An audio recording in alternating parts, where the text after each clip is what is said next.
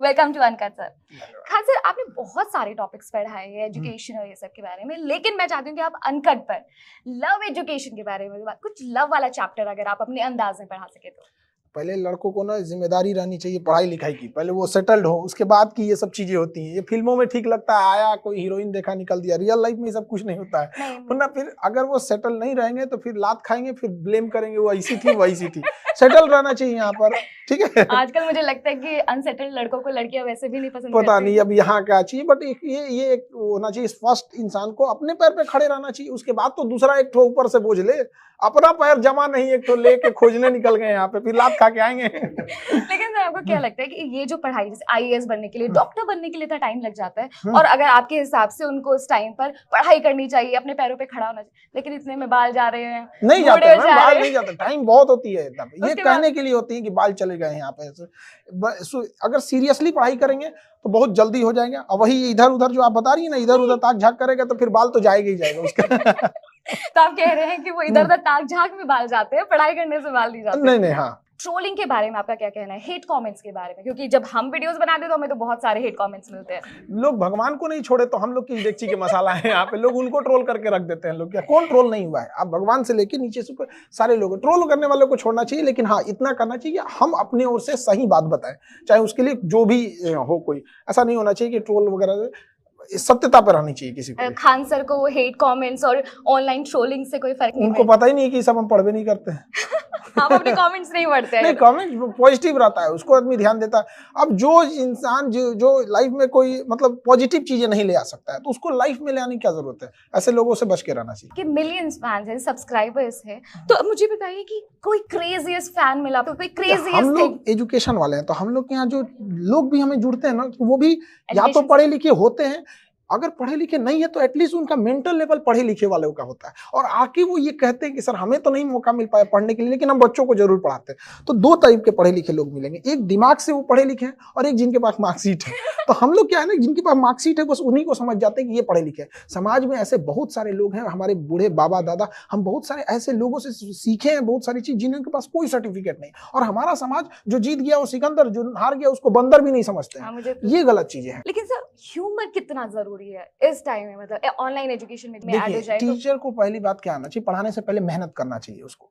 पढ़ाई में ना कभी बोरिंग हो सकती है, ना ही कभी उसमें नींद आ सकती है, मतलब कुछ नहीं हो सकता। असल में अगर टीचर मेहनत करके आए हैं तब आए यहाँ पे, हाँ क्लास लेना है चल दिए हम, ऐसा नहीं हो सकता। 1 घंटा पढ़ाने के लिए पीछे 5 से 7 घंटे मेहनत करने होते हैं, तो ये मेहनत जरूरी है। आप ऐसा, मुझे ऐसा लग रहा है जैसे आपने अभी बताया है कि टीचर ऐसा होना चाहिए, तो आपका कोई ऐसा एक्सपीरियंस रहा होगा कि हाँ भाई आपका कोई बोरिंग टीचर रहा होगा और उसके बाद आपने सोच लिया मैं अगर पढ़ाऊंगा बच्चों को तो ऐसे नहीं पढ़ाऊंगा, ऐसा कुछ किस्सा? जब 10th में पढ़ते थे तो 10th में हर एक सब्जेक्ट पढ़ने होते हैं, उसका सिलेबस काफी ज्यादा ब्रॉड होता है, तो हमको बायोलॉजी से बहुत दुश्मनी टाइप का होता था, हम बायोलॉजी क्लास में भाग जाते थे। इवन कि जब मेरे मैट्रिक 10th के एग्जाम में आया ना, तो बायोलॉजी का जो सेक्शन है हम फिजिक्स केमिस्ट्री से पास हो जाएंगे, इसको तो हम देखेंगे भी नहीं, उसको हमने सोचा कि कैसे निकले यहाँ से। लेकिन एक मेरा दोस्त था, अभी डॉक्टर है, उसने हमको जब बताना चालू किया, आज हम बायोलॉजी को इतना बेहतरीन से अपने बच्चों को समझा पाते हैं, ताकि हम आज थैंक्स अपने टीचर्स को नहीं उस दोस्त को कहते हैं। बाद में हमें समझ में आया कि हमें एक्चुअल में वो जो आगे सामने खड़ा है उस पोस्ट का नाम है टीचर, लेकिन उस पोस्ट के अंदर होना चाहिए हमारा दोस्त।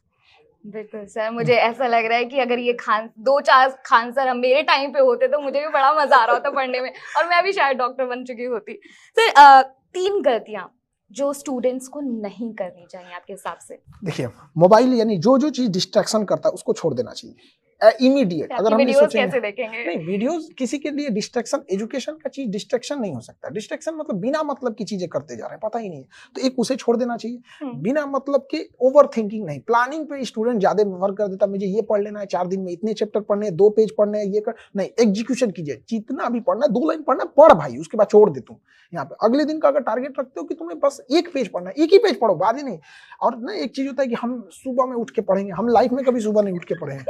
सुबह उठ के पढ़ते थे पूरे दिन खराब होता था, पूरे दिन ऐसे घूमते रहता था, हम नहीं पढ़ना भैया। सुबह उठ के रात को 12-1 बजे तक पढ़ते थे, सुबह 6-7 बजे उठ जाते थे, ये होना। और एक कोई फॉर्मूला बता दीजिए अपने स्टूडेंट्स के लिए कि जब उन्हें बहुत दिक्कत आ रही होती है ना कि यार ये सब्जेक्ट चूज करूं, 10th के बाद सबसे ज्यादा जो आती है कि बायो मतलब मेडिकल लूं, नॉन मेडिकल लूं, या फिर ह्यूमैनिटीज में चला जाऊं, तो उसके लिए किस तरीके से वो अपने आप को देखिए, इसका कोई हार्ड एंड फास्ट रूल नहीं होता है। एक स्टूडेंट को देखना चाहिए उसका फैमिली बैकग्राउंड क्या है।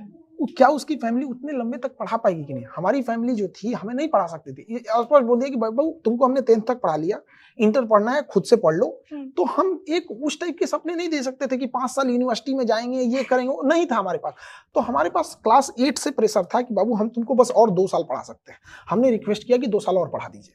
तो हमने 10 इंटर तक किया, फिर हमने देखा कि हमारे लिए कौन सा बेस्ट है, तो हमारे लिए एनडीए लगा कि हम उधर चले जाएंगे, इंटर के बाद तुरंत सेटल हो सकते हैं, तो देश की सेवा भी हो जाएगी और हमारी लाइफ भी सेटल रहेगी वहाँ पे।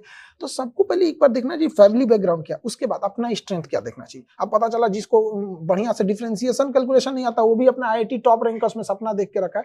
तो सपने देखने से कोई अपना नहीं हो जाता है, चाहे वो प्रैक्टिकल होना भी जरूरी है। तो फैमिली बैकग्राउंड के साथ साथ अपना वो देना चाहिए। दूसरा, सक्सेस रेशियो वहाँ क्या है, कितना है सक्सेस रेशियो, कि उधर हम जा रहे हैं तो बाकी लोग भी तो गए थे, दूसरे के ठोकर से सीख लेना कोई बुराई नहीं होती है। वाकई में कितने मतलब आप देखिए कि भर्तियां कम हो रही हैं और उस चीज के लिए एप्लीकेंट्स इतने ज्यादा हैं, तो कहाँ से मिलेगा।